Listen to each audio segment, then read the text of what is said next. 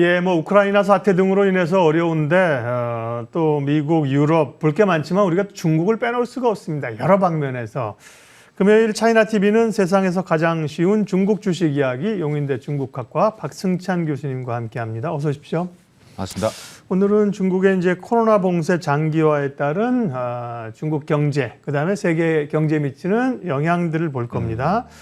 상하이 봉쇄가 일단 당초 예상보다도 넘어가면서 지금 계속 봉쇄가 되고 있는 거죠. 그 상황하고 중국 경제 실제로 영향은 어떻게 나타나고 있습니까, 교수님? 지금 충격이 지금 여러 보도가 되고 있죠. 이게 네. 뭐 큰 충격이 될 것이다. 이렇게 얘기를 하고 있는데 제가 지난 시간에도 이게 지금 포소와 포동 나눠서 제한적인 시간 타이밍을 정했지만 계속 갈 것 같다. 네. 이렇게 말씀을 드렸던 것 같습니다. 지금 이제 가장 핵심의 거는 지금 상하이이기 때문에 저도 지금 여러 채널을 통해 상하이에 계시는 우리 한국 분들, 기업인들, 그다음에 여러 뭐 중국에 있는 상하이에 있는 친구들을 통해서 여러 지금 소식을 접하고 있는데 지금 계속 지금 거의 뭐 2,500만 명 묶여 있다라고 보시면 되는데 이게 상하이가 2021년 중국 전체 GDP에서 차지하는 비중이 뭐 한 3.8%, 근데 수출입 물동량에서 약 한 20% 조금 안 됩니다. 중요하죠. 그러니까 뭐 이 상하이 전면 봉쇄라고 하면 중국 뭐 전체 멋진 글로벌 전체에서 1위 하는 컨테이너 항구가 바로 상하이인데 네. 이게 물류 대란 본격화가 이제 지난 시간에도 제가 좀 설명을 드렸는데 이게 지금 이제 일주일 지난 지금 이제 서서히 이제 현실화되고 있다. 그래서 지금 뭐 평상시 대비 물동량 처리가 지금 한 33% 정도 급감했고요. 그다음에 지금 뭐 광동성 우리가 심천 이야기할 때 됐지만 거기보다도 그때 한 15% 정도. 근데 지금 한 30% 훨씬 넘어가니까 좀 심각하죠. 네. 심천은 이제 다 풀리긴 한 건가요? 그래도 계속 지금 아직까지 요인이 남아 있기 때문에 예, 상하이보다는 심하진 않지만 네. 완전 봉쇄는 아니죠. 예. 그래서 육상 운송 물류에 대해서 제가 이제 뭐 그게 좀 이제 심각했는데 지금 해상 물류로 지금 확대되고 있고요. 트럭 뭐 운송 물류가 지금 뭐 정년 동기 대비해서 지금 22.4% 감소했다는 이야기를 하고요. 그러니까 운송료 급등하겠죠. 제가 방송 들어오기 전에 이제 중국 물류협회 자료를 한번 이렇게 보고 왔는데 지금 물류 비용이 지금 뭐 최근 한 30% 이상 급등했습니다. 그러니까 심각하죠. 그래서 이게 이제 상하이 항구에 있는 세계 1위의 컨테이너 물동 항구에 있는 병목 현상이 이제 서서히 이제 나비 효과로 이제 퍼질 수밖에 없는 것들이고요. 또 한편 일부 매체 이런 얘기를 합니다. 이게 차이나플레이션 우리가 잘 아시다시피 중국인들이 안 쓰다가 혹은 안 먹다가 먹기 시작하고 사용하기 시작하면 올라간다는 차이나플레이션이 조금 완화될 수도 있다. 이런 또 다른 측면에서 이제 중국발 인플레이션을 이야기를 하고는 있습니다. 그래서 지금 글로벌하게 지금 나오는 세계 물가 뭐 이런 급등세가 조금 누르는 효과가 있지 않을까라는데 물론 그런 측면도 있겠지만 중국 정부는 이제 그까지 가지는 않을 거로 보고 저는 개인적으로 이게 지금 어쨌든 4월까지를 지금 하려고 지금 완전히 봉쇄를 하고 있는데 심상치가 않아 보이긴 합니다 지금. 네. 상하이 시내 모습도 자료화면에 나왔고요. 와이탄의 좀 모습도 나왔는데, 정말 유령 도시 같네요. 길이 썰렁하니까 말이죠. 예전에 뭐 유럽에서 이렇게 봉쇄돼가지고 해서 네. 막 아파트에서 막 같이 노래 부르고 네, 했던 네, 유럽은 지금 그렇죠. 상하이도 지금 그렇게도 하고 같이 친구란 노래를 부르면서 나름 이제 그 위기를 돌파하려고 네, 국민들은 그런 애를 쓰고 경우도 있네요. 있고, 예. 네. 우리는 뭐 경제적으로 봐야 되는데 경제적으로 보면 이제 물동량도 그렇지만 거기 공장을 둔 외국 기업들이 어려움이 있습니다. 테슬라도 이제 상해 그 큰 공장이 있다는 건데 거기도 지금 가동 중단이죠. 중국 진출해 있는 미국 기업들 상황 좀 봐주세요. 테슬라 말씀하셨으니까 네. 테슬라가 이게 상하이 공장 이게 어떻게 보면 미국 이외에 최초의 해외에 있는 기가팩토리 네, 기가팩토리라는 건 이제 뭐 엄청난 규모의 맞습니다. 그 공장인데 맞습니다. 미국에 맞습니다. 지금 어디서 짓고 있고 엄청나다는 게 이제 우리가 뭐 테슬라 뭐 모델 3라든가 모델 네. Y 이는 뭐 전담 생산 기지고요. 그러니까 작년에 전기차 생산량이 어떻게 보면 거의 뭐 절반을 여기서 생산했다라고 네. 할 정도니까 이게 이제 파급이 큰 거죠. 뭐 우리가 이제 선전 봉사할 때 우리가 애플의 대표적인 제조상인 폭스콘이 이제 뭐 매출 뭐 한 3-4% 감소할 것이다. 뭐 부품 가격 상승으로 인해서 영업이익 악화될 것이다. 이런 이야기 이제 계속 나왔던 거고. 폭스콘은 주로 선전 쪽이에요. 예. 폭스콘 선전입니다. 그래서 이제 애플 교수님은 뭘 여쭤봐도 되니까 좋아요. 중국에 관해서. 예. 상하이 근데 우리가 지금 핵심이 상하이니까 상하이가 이제 조금 이제 선전도 중요하지만 상하이 같은 경우 이제 헤드쿼터 글로벌 기업들의 헤드쿼터가 다 거기 많이 있거든요. 그래서 테슬라뿐만 아니라 이제 우리 제너럴 모터스 같은 경우도 지금 공장 지금 이제 손실 일어난다고 지금 얘기를 하고 있고 또 이제 하나가 이제 중국 정부가 지금 말은 안 하고 있지만 이 반도체 공급망 대랑 상하이 쪽에 반도체 생태계가 엄청 많이 구축되어 있습니다. 그러니까 이런 것들이 이제 더 커져갈 것이고요. 미국 기업들 상황 말씀을 하셨는데 미국 상공회의소에서 이게 베이징이랑 상하이에 있는 미국 기업들 한 167개사 정도 돼서 이제 설문조사를 했어요. 지난 3월 말에. 그러니까 뭐 한 54%가 이제 당연히 매출 떨어진 것 같다. 올해 안 좋다. 이런 이야기를 한 거고. 그 중에서 이제 76개사 같은 경우는 좀 심한 한 80% 이상이 생산량 지금 줄고 공급망 차단되고 있기 때문에 매우 영향이 클 것이다. 그래서 이렇게 나오고 있는 상태이기 때문에 이게 지금 뭐 오미크론 확산, 뭐 그다음에 이제 뭐 상하이뿐만 아니라 이제 이 상하이가 더 확산되고 지금 현재 심각한 지린성 장춘이라든지 선전 아직까지도 지금 다 완전히 100% 회복이 안 되고 있기 때문에 이런 이제 자동차, 휴대폰, 스마트폰, 뭐 그다음에 반도체 이런 것들로 인해서 이 전 세계 공급망 부분들 지금 뭐 미국으로 당연히 퍼져 나올 것이고 더 큰어서 이게 우리가 글로벌 밸류 체인에서 다 연동되어 있기 때문에. 지금 이제 뭐 전반적인 부분에서 미국 기업들도 계속 긴장을 하고 있는 것 같습니다. 네. 테슬라 공장이 대표적이고요. 테슬라의 기가 팩토리. 저도 뭐 찾아봤습니다. 듣긴 들었는데. 그러니까 미국의 네바다주에다가 이제 지었고요. 테슬라가. 그러니까 기가라는 게 엄청난 규모잖아요. 어마무시한 공장을 짓는데 그 공장이 상해에 있는데 상해도 지금 돌아가지 못하고 있다는 거고요. 그러다 보니까 이제 중국이 어쨌든 대단한 소비 국가잖아요. 네. 그래서 중국의 소비 위축에 대한 우려가 있지 않을까. TSMC 회장도 얼마 전에 뭐 대만 반도체 협회 행사에서 올해 가전 수요 줄어들 조짐이 보인다 그랬는데 중국이 또 영향이 크지 않겠습니까? 그렇죠. 일단 지금 지금 현재 4월 현재요. 네. 4월 현재 지금 이제 어떤 보도에 의하면 중국 경제 활동 인구의 3분의 1이 통제되고 있다. 네. 그러니까 소비에 영향이 미칠 수밖에 없죠. 아니 뭐 상해만 해도 뭐 2,500만 명. 예. 그러니까 지금 TSMC 회장의 말은 결국은 중국이 이제 이렇게 묶여버리면 지금 써야 되는 뭐 스마트폰, PC, TV 이런 것들의 소비가 이제 줄어들 것이고 거기에 따라서 이제 당연히 이제 애플 아이폰 같은 거, 아이폰 SE3 같은 경우도 지금 2분기 생산을 20% 줄인다는 거 아니겠습니까? 그러니까 그게 이제 당연히 이제 줄어든다는 얘기 같습니다. 그래서 이제 이 중국이 세계 뭐 수출국이 됐지만 소비 시장이라는 거 여러분 다 아실 것이고 이제 이런 부분에서 지금 소비 이야기가 나오는데 제가 이제 뭐 중국 경제 이야기하면서 항상 소비를 빼놓고 지금은 이야기할 수 없기 때문에 중국 정부가 지금 경제를 하기 위해서 1, 2분기 때 돈을 많이 풀었단 말입니다. 그래서 소비도 지금 많이 내수 진작을 위해서 했고 그래서 1, 2월 달 소비 판매 총액만 봐도 전년 동기 대비 한 6.7% 증가를 했는데 이게 이제 3월에 터지면서 이제 더 드러났죠. 그러니까 뭐 우리가 애플뿐만 아니라 뭐 하물며 스타벅스도 완전히 지금 가장 매출이 높았는데 지금 떨어지고 있는 부분들이고 지금은 관광, 교통, 뭐 요식업, 뭐 그다음에 전반적인 서비스업 중에서 지금 더 확대될 것으로 보여집니다. 그 중국이 이제 4월 3일하고 5일이가 청명절이거든요. 연휴거든요. 그때 같은 경우 또 이제 소비가 또 많이 또 확대되는 시기인데 이때도 이제 데이터를 보니까 국내 중국 여행객 수가 이제 전년 대비 26.2% 그러니까 다른 지역에서 좀 나타난 것들이죠. 그러니까 매우 영향이 큰 거죠. 그래서 지금 내부에서 지금 보면 소비까지 지금 이제 안 그래도 지금 중국 경제 하방에 대한 게 좀 큰데 이게 지금 또 이제 물가 상승 지금 이제 최악의 시나리오가 물가 상승을 좀 잘 컨트롤하고 있는데 지금 이제 식품이나 이런 것들 부분이 좀 심상치 않기 때문에 이 물가 상승까지 올라가는 스태그플레이션까지 이제 나올 경우는 이제 전반적인 중국 경제가 이제 좀 급격한 하강을 가릴 수도 있다라는 이런 여러 가지 전망 또 그런 가능성도 배제할 수 없다라는 것도 우리가 좀 알아야 될 것 같습니다. 제가 요맘때쯤 홍콩에 갔더니만 본토에서 청명절 휴가라고 관광객들이 많이 오고 그러더라고요. 근데 지금 뭐 홍콩도 갈 수 없는 상황일걸요. 도시가 봉쇄되고 그렇죠. 전체적으로 못 움직이니까 소비가 줄어들 겁니다. 우리 기업이나 우리나라 영향은 어떤지 보겠습니다. 이미 상식이 됐지만 우리나라의 최대 교역 상대국은 미국이 아니라 지금 중국입니다. 중국으로 넘어갔는데요. 중국의 이런 그 일련의 봉쇄 사태가 우리를 포함한 신흥국 시장에 미칠 영향 분석해 주세요.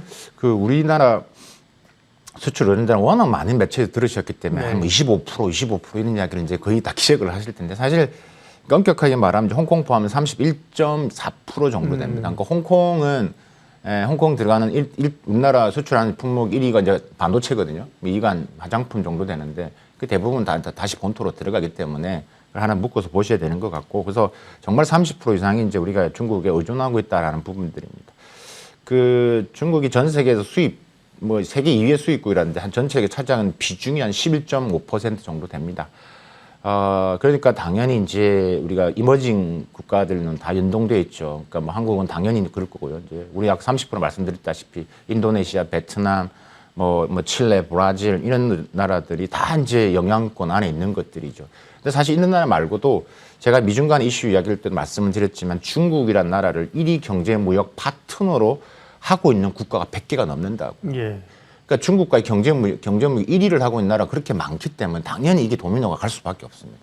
그러니까 이제 특히 이제 문제는 신흥국들이죠. 아까 우리가 그런 점이 있기 때문에 이런 이제 글로벌 공급난, 그다음에 원자재 가격 상승, 이게 이제 이럴 경우 이제 우리 입장에서 좀 더 들어가서 본다면 수출이 이제 영향을 받을 텐데 크게 세 가지겠죠. 이제 중국 내 우리 투자 기업들 같은 공장이 중단이 됐을 때 이제 중단이 됐을 때 이제 수입 우리가 수출이 당연히 또 안 될 것이고, 두 번째 이제 물류 측면에서 지금 들어가서도 또 대기해야 되는, 지난 시간에 설명드렸다시피 뭐 물건 도착했는데 찾는데도 한 열흘 걸려야 되는 것들. 세 번째가 이제 우리가 이야기했던 소비자 감소에 따라서 메이드 인 코리아 제품에 대한 수요가 줄어드는, 그러니까 이런 구조가 있기 때문에 우리가 이제 흔히들 뭐 중국 경제와 한국 경제는 동조화된다라는 게 이게 뭐 경제 성장, 중국 경제 성장률이 뭐 한 1.1% 포인트 하락하면 한국 경제 성장률 0.5% 포인트 하락한다는 이유가, 그러니까 그런 압박을 받는 이유가 다 이런 이유에 있기 때문에 우리가 지금의 이제 단순히 이제 중국에 지금 일어나고 있는 것들을 조금만 우리가 이런 시간을 통해서 여러분들한테 조금 더 설명을 드리고 여러분 투자나 경제를 이해하는 측면에서 조금 더 관심을 또 가져야 되는 주제인 것 같습니다. 예, 상하이를 포함한 중국의 경제 봉쇄에 따른 영향들을 오늘 박승찬 교수님과 분석하고 있습니다. 공산품도 공산품이지만 중국은 워낙 인구가 많기 때문에요. 이런 코로나의 봉쇄 상황이 농산물 작황에 영향을 주면 굉장히 힘들다. 중국 인구가 어젠가 뉴스 보니까 뭐 추정입니다. 뭐 14억 5천? 뭐 이렇게 얘기를 하던데요. 농산물 쪽, 식량 쪽도 영향이 갑니까? 중국 인구가 지금 공식 통계하면 한 14억 한 1, 2천만 명 되거든요. 그러니까 이제 또 합치지 않은 거 하면 14억 5천만 명이 결코 틀린 수는 아닐 겁니다. 네. 어쨌든 중국 14억 중국 입장에서 식량 안보는 가장 중요하죠. 중국인들이 가장 쉽게 하는 말 중에 하나가 미니 식이촌이란 말이 있습니다. 이게 백성은 음식을 하늘로 여긴다라는 건데 이 식량 안보가 얼마나 지금 중국한테는 큰 부분이겠습니까? 그런 이런 미니 식이촌이라는 게 지금도 중국 SNS 막 돌아다니고 있거든요. 그래서 제가 지금 계속 지금 소통을 하고 있는데 이런 이야기가 많이 나옵니다. 그래서 중국인들한테 지금까지 살면서 배고픈 적은 처음이다. 이런 말을 합니다. 그러니까 지금 봉쇄가 되는데 젊은 분들이군요. 옛날에야 중국에 뭐 공산당 시절에 피난 다니고 이런 분들은 30, 40대도 다 마찬가지죠. 어차피 중국 개혁 개방 40년 됐기 때문에. 그러니까 지금 물 음식 공급 차질이 있는데 이게 뭐 좀 보면 일단은 지금 상하를 좀 예를 들면 상하이 같은 구조품을 주는데 매우 제한적이죠. 아무 한정되어 있죠. 그 두 번째가 이제 온라인 배달 서비스를 이제 하면 되는데 워낙 주문이 폭증하니까 결제가 성공이 진짜 잘 안 된대요. 그러니까 주문 배송이 잘 힘들다는 거고, 공동 구매를 또 하는데도 이 아파트 단지마다 조금 다르기 때문에 그것도 힘들고. 그러니까 이제 이런 부분에서 지금 이야기를 하고 있다라고 할 수 있는데, 이제 우리가 지금 식량 안보 이야기를 조금 더 오늘 좀 차근차근 이야기를 좀 설명을 드릴 필요가 있는데, 중국이 지금 우리가 지금 상하이 이야기를 하고 있는데 우리가 지린성 장춘 이야기를 했지 않습니까? 동북 삼성. 거기가 중국 곡물 생산량의 동북 삼성 한 20% 이상을 차지하는데 그 중에서 가장 심각했던 곳이 어디냐면 지린성 장춘입니다. 이 장춘은 뭘로 유명하냐면 옥수수의 고향입니다. 장춘 가보시면 아시겠지만 이렇게 평지가 펴졌는데 그 옥수수인데 곡창지인데 근데 옥수수가 대부분 크게 이제 우리가 식용 옥수수가 있고 그다음에 사료용 옥수수가 있는데 대부분은 3분의 2는 다 사료용으로 들어갑니다. 사료용 어디는 돼지고기죠. 돼지고기는 중국에서 없어서는 안 되는 거죠. 그렇죠. 중국 CPI 부분에서 한 15%를 차지하는 게 바로 돼지고기 가격입니다. 그러니까 이게 이제 되면 이제 인플레이션이 되는 것들이죠. 이제 이게 지금 악순환이 되고 있는 부분들인데, 그럼 중국이 이제 옥수수를 보통 어떻게 하냐면 이렇게 우리가 지금 이야기하는 지린성 장춘, 지린성이 자체적인 자급자족이 있지만 또 수입도 많이 한다는 거죠. 워낙 지금 14억 명이 먹는 돼지고기니까 얼마나 많은 그 콩이 필요할 것이며 옥수수가 필요하겠습니까? 근데 수입은 어디서 하냐면 우크라이나에서 한 80%, 전체 수입량의 80%가 우크라이나에서 들어옵니다. 예. 그럼 우크라이나 지금 사태 터졌죠.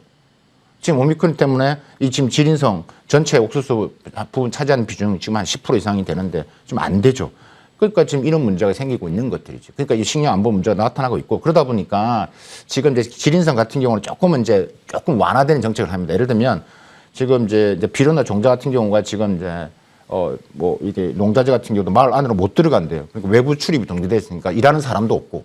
그러니까 이제 심각한데 지금 어떻게 하냐면 이제 PCR 검사를 받 음성 판정을 받고 접촉자, 감염자와 접촉한 사실이 없는 사람들은 좀 이동이 가능하도록 이렇게 좀 풀어주고 조금은 있다라는 거죠. 그러니까 그만큼 심각하다는 이야기입니다. 예. 그래서 이제 식량안보 지적을 하고 있고 그래서 이제 이거라도 풀지 않으면 안 된다라는 게 지금 가장 긴박한 상태인 것 같고 이런 지금 식량 위기가 내부적으로 커져갈 것이고 그러니까 앞으로 제로 코로나에서 우리가 좀 변형된다면 이런 문제에서 조금 완화되는 형태로 조금 발전할 수는 있을 것이다. 지금 이거 당장 급한 이슈이기 때문에.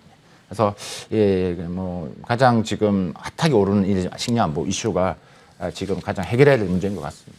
기업들이 어렵네요. 그러니까 우리도 중국에 대한 의존도가 지나치게 높다는 지적도 있습니다만 이게 뭐 미중 간의 반도체 전쟁 이런 것들로 생산 기지를 옮겨야 된다면 또 스케줄을 잡지만 이건 사실 질병에 의한 거잖아요. 그렇죠. 그렇다고 이제 중국의 포지션을 확 줄이기도 어렵고 네, 맞습니다. 다변화를 좀 할 필요성도 있지만 중국 의존도를 현실적으로 줄이기도 상당히 어렵겠는데요.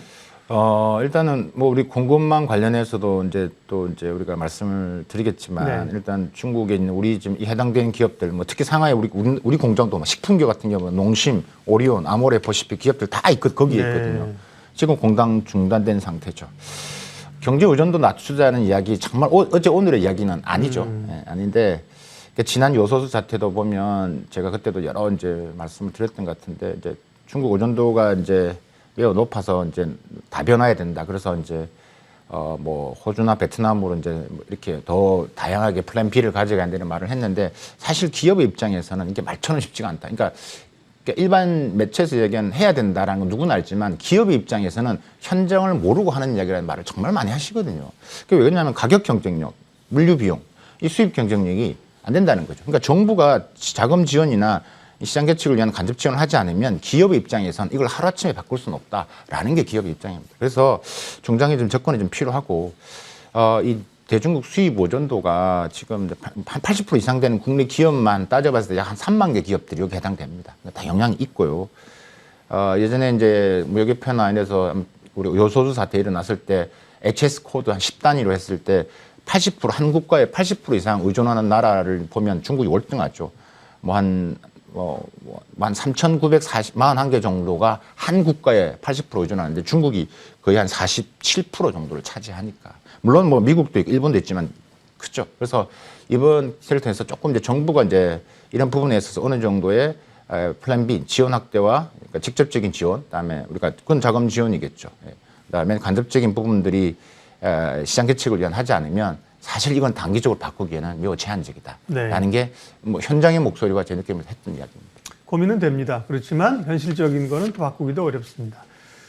자, 이 오미크론의 확산 속도도 속도이지만 결국 중국의 코로나에 대한 정책의 문제가 지금 걸리는 거잖아요. 제로 코로나 정책을 쓰면서 도시를 봉쇄해버리는 이걸 언제까지 할 수 있을 것이냐, 정책의 변화가 있을 것이냐, 이 부분이 중요한데요.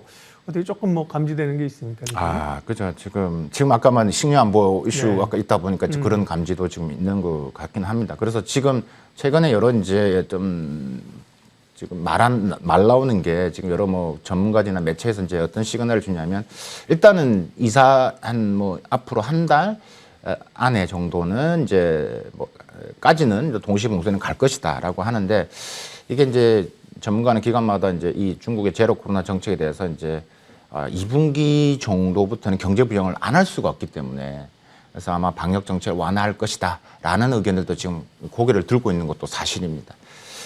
이게 이제 왜냐하면 5월 달이 중국이 가장 또 큰 연휴, 노동절이라고 있습니다. 네. 이때 워낙 길게 일주일 이상 놀기 때문에 연휴기 때문에 이때 소비가 또 터져줘야 되거든요. 그래서 보복 소비가 이때 나와줘야 되기 때문에 그러니까 중국 정부 입장 혹은 상하이나 이럴 때는 이 오미크론을 이 한 달, 4월 달을 집중적으로 하겠다는 생각이 강력하게 있는 것 같고 그래서 무조건 이제 2분기에서는 완화될 것이다 이런 얘기가 나오는데 또 뭐 우리가 흔히 알수 뭐 6월 뭐 항저우 아시안 게임이라든지 10월 당대 뭐 등등 뭐 또 지방에 또 취약한 뭐 의료 시설 뭐 등등 그러니까 이런 것들 때문에 또 계속 갈 것이다 이렇게 좀 보는 측도 있는데 저는 이제 개인적으로 봤을 때는 그러니까 올 하반기까지는 이 위드 코로나 정책이 계속 간다라고 저는 생각하고요. 일단은 전반적으로 이 데이터를 돌려 만약에 중국이 위드 코로나로 간다라고 했을 때는 최소한 이제 이런 오미크론이나 스텔스 오미크론에서 한 10% 인구 전체에서 20% 정도는 그러니까 내가 용인하겠다라는 게 돼야 되거든요. 근데 그게 그렇게 따졌을 때는 중국 인구가 1억에서 3억 정도 되는데 지금 현재 치사율 한 1.6% 정도 되니까 한 160만 명 사망자가 나온다는 이야기입니다. 그걸 이제 감내내겠느냐 쉽지 않다.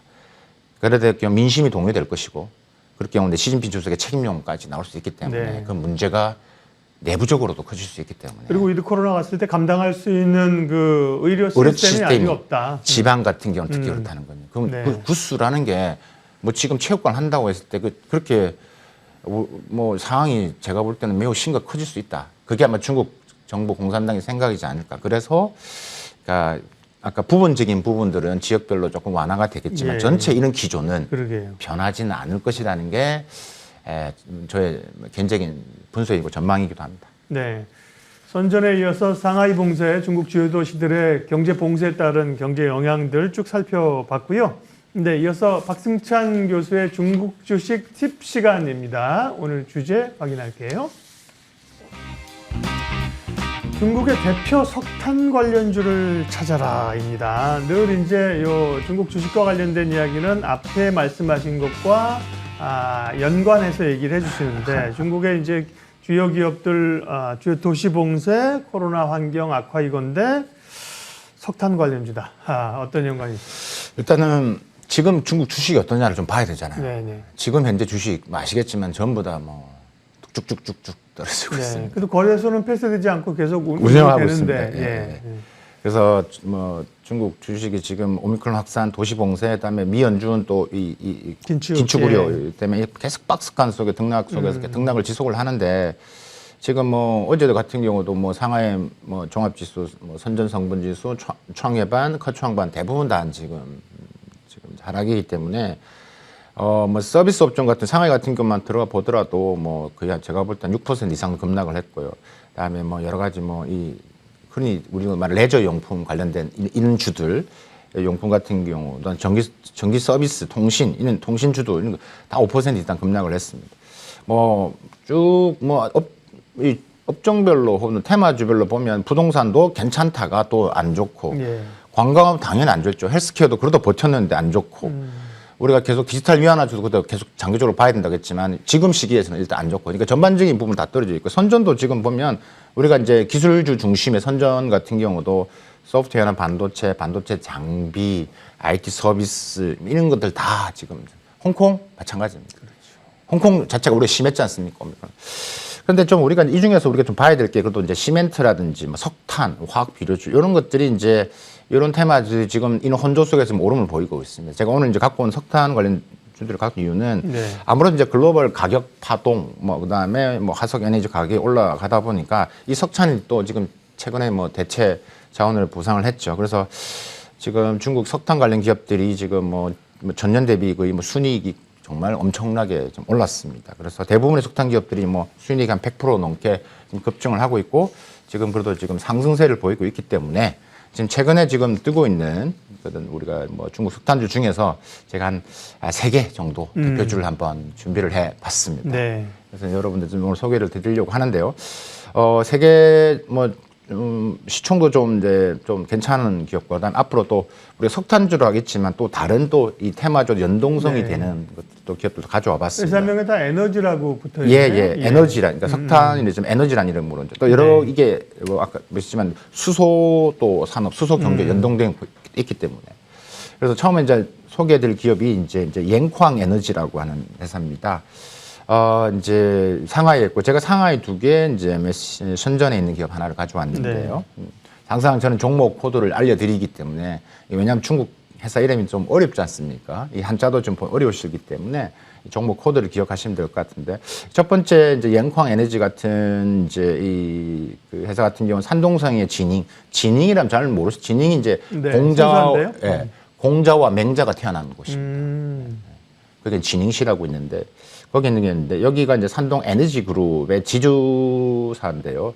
대표적인 석탄 기업입니다. 우리 저 서해 쪽으로 그러니까 바로 건너가면 있는 집 그쪽에 네, 산동성. 그쪽이 산동성이죠. 예. 산동성에서 우리가 있는 옌타 위아이보다 저 위쪽에 있습니다. 그러니까 네. 산동성의 그 성소재지라고 하는 진안 옆에 있거든요. 네. 그래서 이제 아까 말씀드린 게 중국에서는 공자, 맹자의 고향으로 알려져 네. 있는 태산 뭐 이런 데 그쪽에 네, 있는 거죠? 그쪽 라인이 있습니다. 예. 잘 아시네요. 네. 그래서 이 회사가 좀 의미가 있는 게 이 회사가 98년도 홍콩 상장됐고요. 그다음에 뉴욕, 상하이 상장가 됐습니다. 그러니까 네 군데 상장이 되어 있습니다. 지금. 홍콩, 뉴욕, 상하이 2012년도 호주 증권 거래소도 상장이 되어 있습니다. 그리고 지금 호주의 석탄 광산을 또 보유를 하고 있죠. 그래서 이제 이 옌쾅 에너지가 이제 항상 이 석탄주 관련했을 때는 항상 주목받는 대표주기 때문에 알아두시면 될 것 같고, 그러니까 홍콩도 있다라는 부분들.